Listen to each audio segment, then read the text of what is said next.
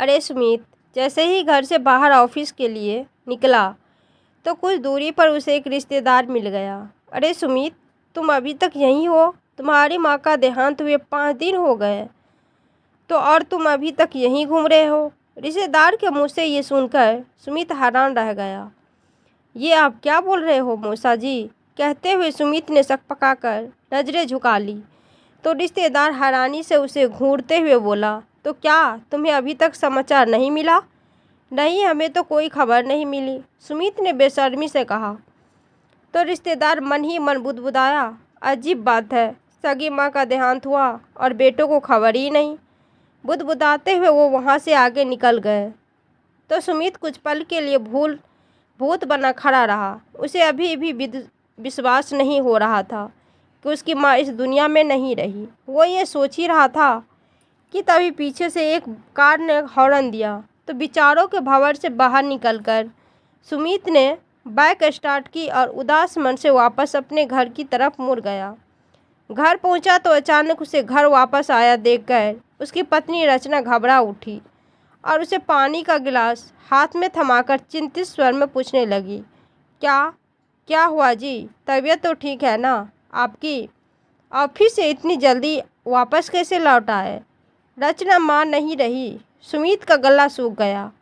ये सुनकर रचना हैरानी से उसकी तरफ देखते हुए बोली, क्या ये तुम क्या बोल रहे हो? हाँ रचना, आज माँ को गए हुए पूरे 5 दिन हो गए और हमें खबर तक नहीं।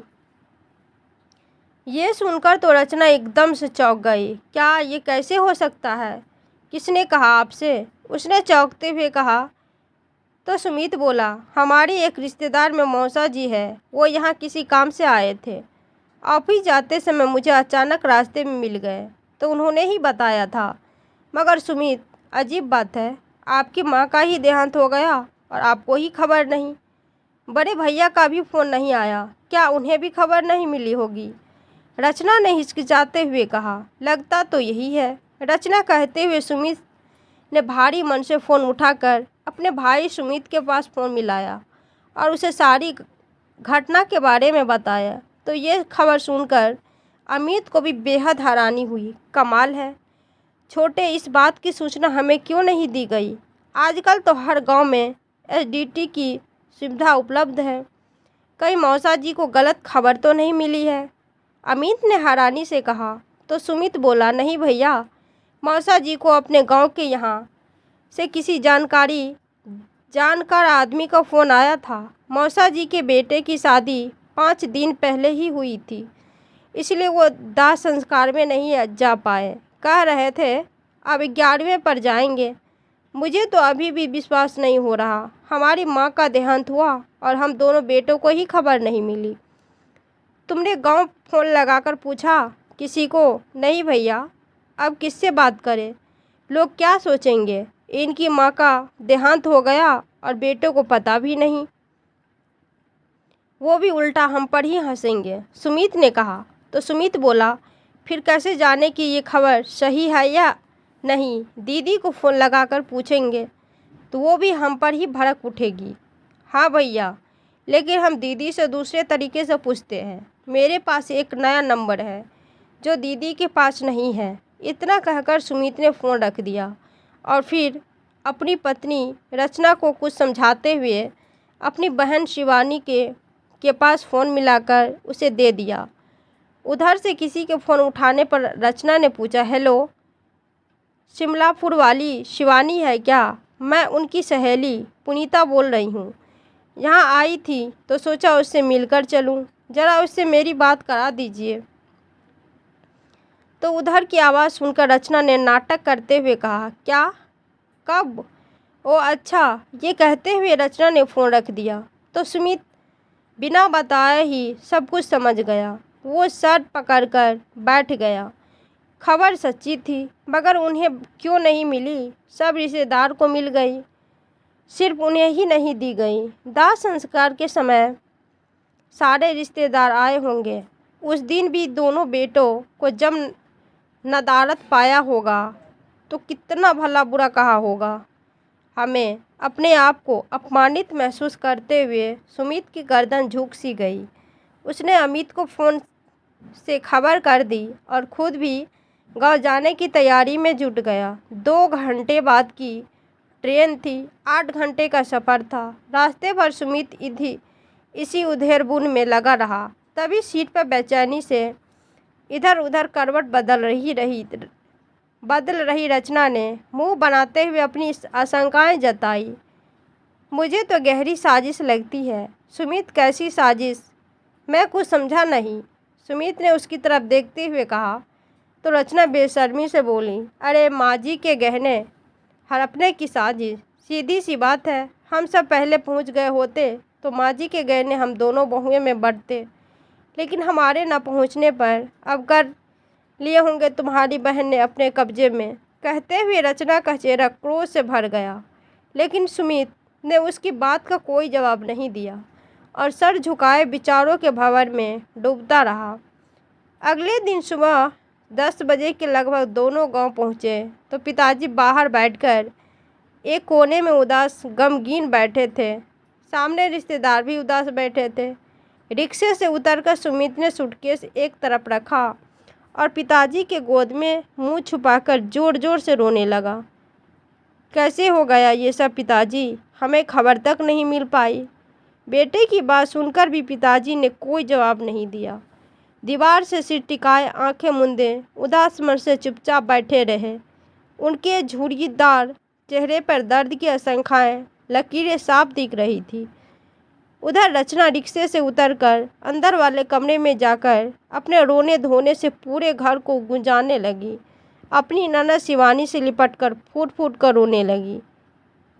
3-4 मिनट तक दोनों का यही करुण विलाप चलता रहा। फिर पिताजी की गोद से सर उठाकर सुमित ने भीगे स्वर में उलाहना दिया। आजकल तो इतने साधन हो गए हैं पिताजी, कम से कम हमें फ़ोन तो करवा तो देता, मगर फिर सोचा कोई फ़ायदा तो नहीं। पिताजी ने तीखे स्वर में कहा। तो सुमित बोला, क्यों पिताजी, क्यों, क्या हुआ? क्या बेटा, मुझे लगा क्या पता इस बार भी तुम्हें छुट्टी मिलने से दिक्कत आ जाएगी। पिताजी की बात सुनते ही सुमित को यूँ लगा मानो भरी महफिल में पिताजी ने उसे जूते जड़ दिए हो। शक पकाते हुए वो हकलाने लगा। ऐसा कैसे सोच लिया पिताजी? आपने मरने की खबर सुनकर तो हम हर हाल में ही आ जाते। और जीते जी उसकी बात काटते हुए पिताजी ने कहा। उनका गला बुरी तरह से रूंध गया था, पर सुमित अब कुछ न कह सका। उसके लिए मुंह छुपाना तो स्वार हो गया था। अपने पिताजी से ऐसे आक्रामक रूप की उसने कल्पना भी नहीं की थी।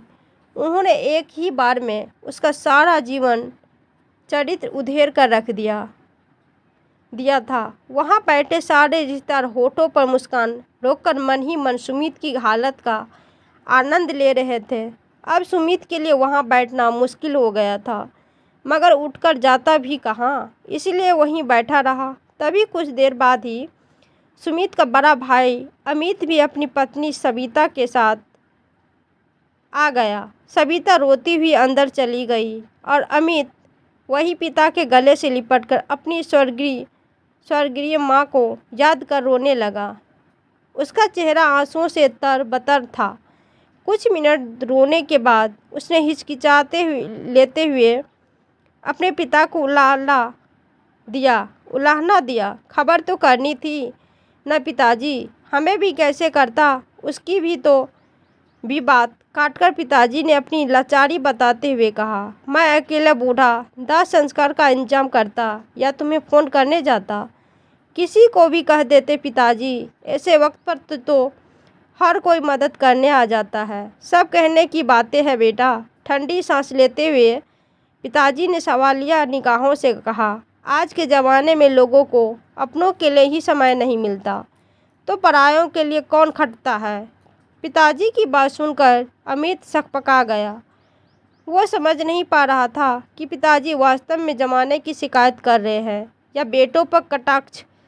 अचकचा कर वो उनका मुंह देखता रह गया। उसके पिता हवा सिंह जी मुंह फेर कर बाहर सड़क की तरफ देखने लगे। अमित के लिए अब वहाँ बैठना मुश्किल हो गया था। रिश्तेदारों की मुख मुद्रा तो उसने पहले ही भांप ली थी।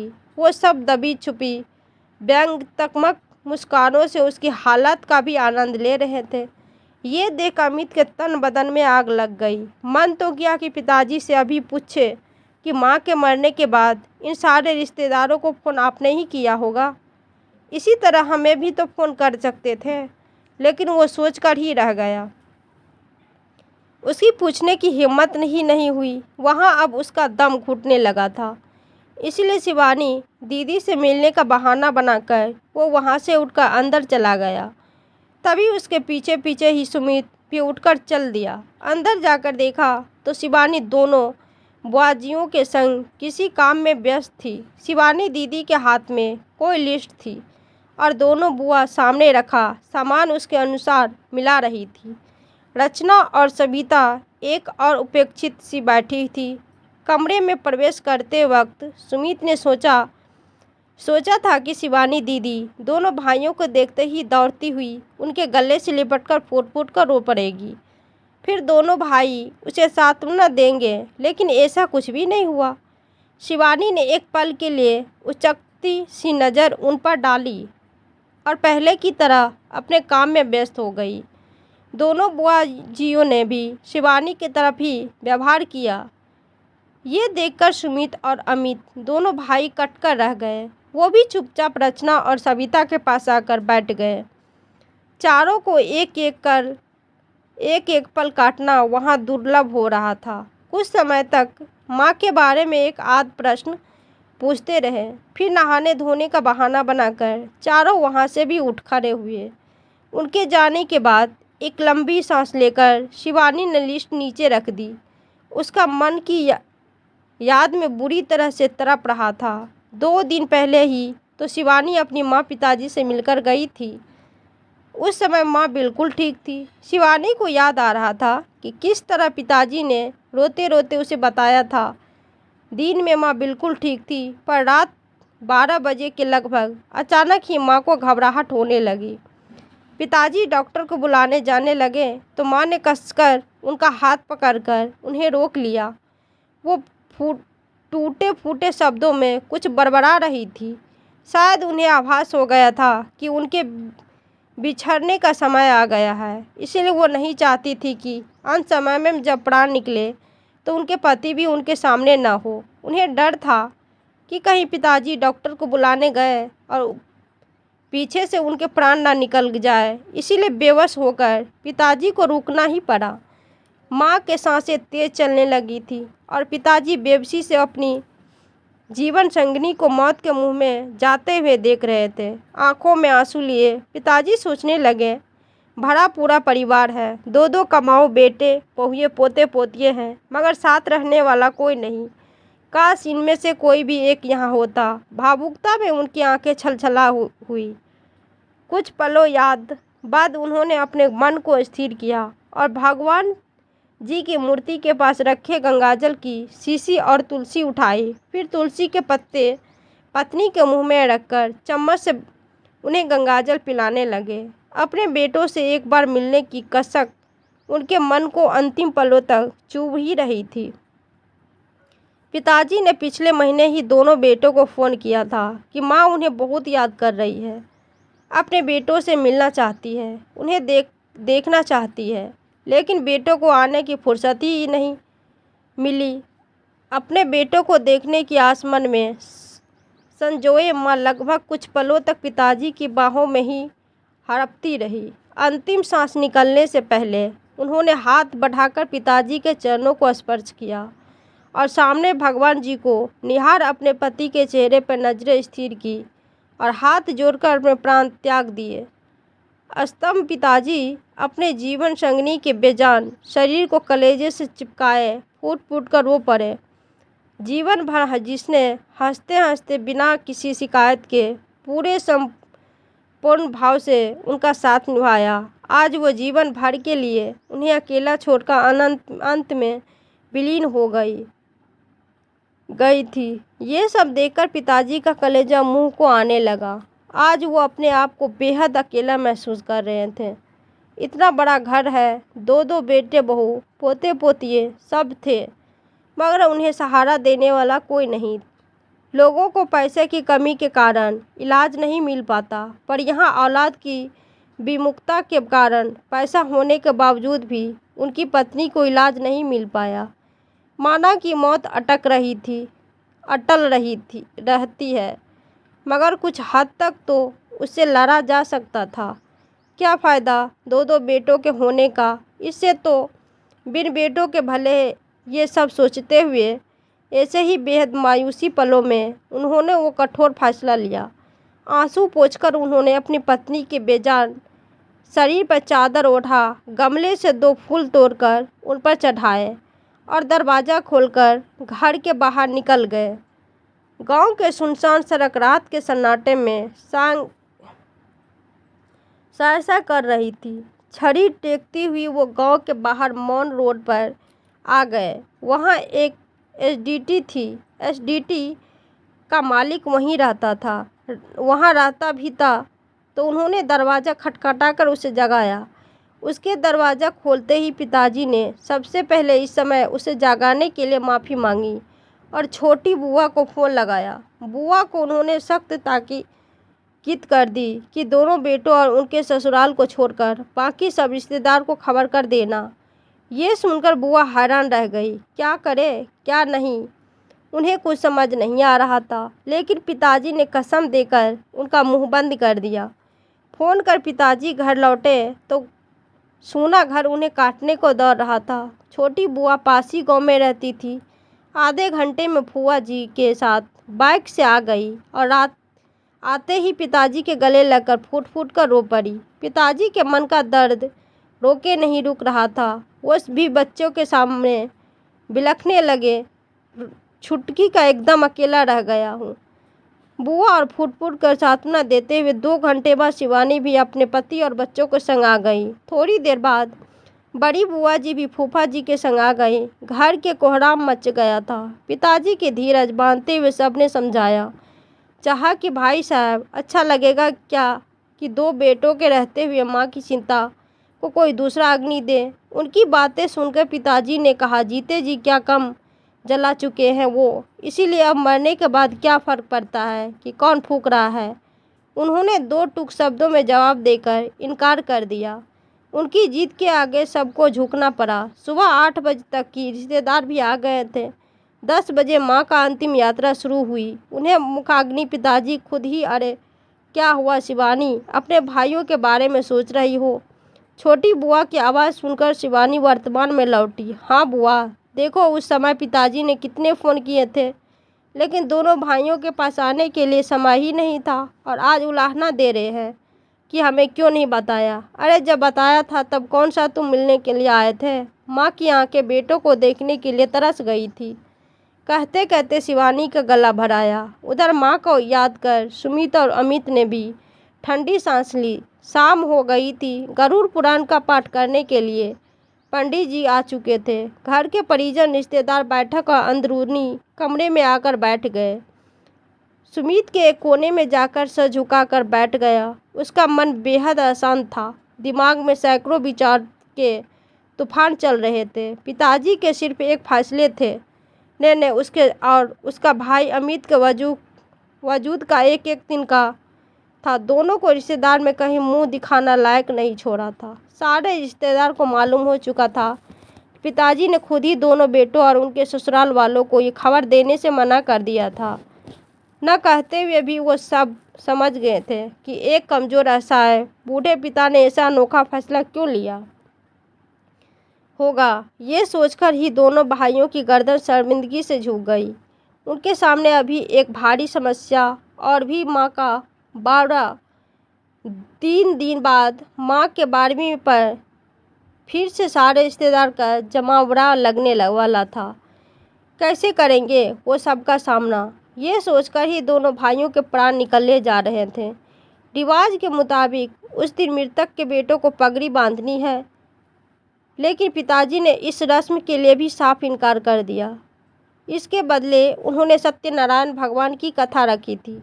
अब इसके लिए क्या जवाब देंगे वो रिश्तेदार को? पगड़ी नहीं होने का कारण तो सब खोद खोद कर पूछेंगे। घबराए हुए सुमित और अमित ने भी अभी थोड़ी देर पहले ही पिताजी से लगभग गिड़गिड़ाते हुए इस रस्म के लिए विनती की थी। लेकिन पिताजी ने सपाट शब्दों में उन दोनों को लताड़ दिया था। मतलब क्या है तुम्हारा? पगड़ी की रट लगाने से पगड़ी उसे बांधती है जिसने जीते जी सेवा की हो। जब सेवा ही नहीं की, उल्टे सेवा से जी चुराया, तो क्या मतलब है वो फिजूल के ढोंग करने का? पिताजी के मुंह से अपने लिए अपमानित भरे शब्द सुनकर दोनों भाई अपना सा मुंह लेकर रह गए। गरुड़ पुराण के बाद सुमित धीरे से उठा और किसी काम का बहाना बनाकर घर से बाहर निकला और घर से काफ़ी दूर जाकर अपने और सुमित के ससुराल फ़ोन लगाकर अपनी माँ का देहांत के बारे में बताया और कम शब्दों में अपने पिता की नाराज़गी भी बतला दी और कहा कि किसी तरह आप लोग पगड़ी के लिए पिताजी को राज़ी करवा लेना। इतना कहकर वो फ़ोन काट कर घर आ गया। अगली सुबह रचना और सविता के माता पिता और अन्य परिजन की टैक्सियों से भरकर बदहवास से आए और हाथ जोड़कर माफ़ी मांगने लगे। पिताजी को मनाने की काफ़ी कोशिश की भी, लेकिन पिताजी के चेहरे पर अकड़ के कोई निशान ही नहीं थे और आत्मीयता से उन्हें आश्वासन करने लगे कि आप बेकार में सोच विचार कर रहे हैं समधी जी, मेरे मन में किसी के प्रति कोई शिकायत नहीं है। फिर हमसे क्या नाराज़गी रही जो हमें खबर ही नहीं की? दोनों समाधियों ने एक साथ कहा तो सुमित के पिताजी बोले, ऐसा है, जिनके पत्र आते रहते हैं, हालचाल पूछने के लिए उनके नंबर थे मेरे पास, हड़बड़ी में वहीं खबर करवा सका। ये सुनकर दोनों समधी चुप रह गए क्योंकि पिताजी ने बेहद सादगी से उन्हें उल्हाना तो जो दे दिया था। फिर कुछ पल के लिए चुप रहकर बड़े समधी जी ने बात संभालते हुए कहा, इन लोगों ने आपके साथ ऐसे व्यवहार किया, हमें तो इस बात का पता भी नहीं था, लेकिन अगर आप एक बार भी हमें पत्र डाल देते या फ़ोन कर देते तो हमें सब कुछ पता चल जाता। अरे मैं समझता रहा आप सब जानते होंगे, पिताजी ने उनकी बात काटते हुए कहा। तो ये सुनकर मामला संभालते देखकर बड़े समधी में कुछ उत्साह लग जागा। नहीं, हमें तो इस बात का आभास तक नहीं हुआ था। ये सुनकर पिताजी का स्वर थोड़ा भड़ा गया। अजीब बात है, बहुएं हर छुट्टियों में मायके पहुंच जाती, आपने कभी नहीं पूछा कि वो सास ससुर के पास कब जाती है? कभी पूछा ही क्या? सास ससुर की इच्छा नहीं होती अपने पोते पोतियों से मिलने की? ये सुनकर तो दोनों समधी और उनके परिजनों को काटो तो खून नहीं। पिताजी ने कितने कम शब्दों में बहुओं की सेवाहीनता का दुखड़ा बयां कर दिया था। सबके सिर शर्म से झुक गए।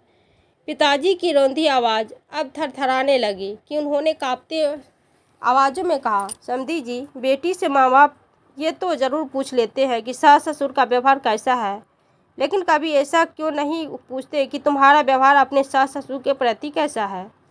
ये सुनकर समधियों के दिलों में दिमाग में सैकड़ों घंटे बजने लगे तो वो उल्टे खुश भी होते थे कि उनकी बेटी को कोई झंझट ही नहीं है, आज़ाद है अपनी गृहस्थी में। लेकिन अगर उनकी बहू भी इसी तरह आज़ाद रहना चाहे तब भी क्या वो यही कहेंगे? ये सोचकर ही वो काँप उठे। कुछ पलों की खामोशी के बाद दोनों समधियों ने अपने अपने आंसुओं से भरे भरे चेहरे ऊपर उठाते हुए कहा, अपनी बेटियों के व्यवहार के लिए हम आपसे माफ़ी मांगते हैं। अब तो वो ऐसा कभी नहीं करेगी। ये सुन पिताजी ने आदर से उनके कंधों को थपथपाया और बोले, खैर अब इसे आजमाने की ज़रूरत ही नहीं पड़ेगी, मैंने दूसरे इंतजाम कर दिए हैं और 12वें के दिन इन सारे अंजामों का खुलासा भी हो जाएगा। इतना कहकर वो बाहर चले गए। 2 दिन बाद 12वें दिन कथा शुरू होने के पहले बड़े फूफा जी ने बताया कि ये मकान तुम्हारे पिताजी ने वृद्ध आश्रम के दान कर दिया है, जहाँ उनकी देखभाल बहुत अच्छे से होगी।